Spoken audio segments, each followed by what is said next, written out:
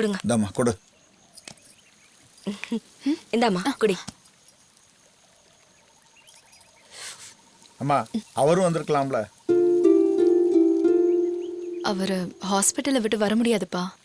சரிம்மா, அவர் தான் வரல, உன் குழந்தைங்களாவது அழைச்சிட்டு வந்திருக்கலாமே.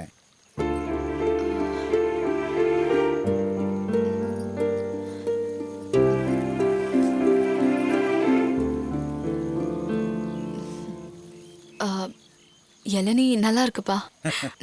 தாத்தா, எனக்கும் மம்மிக்கும் 2 இளநீ வெட்டு வைங்க. உனக்கு இல்லாதா? ஓடி வா.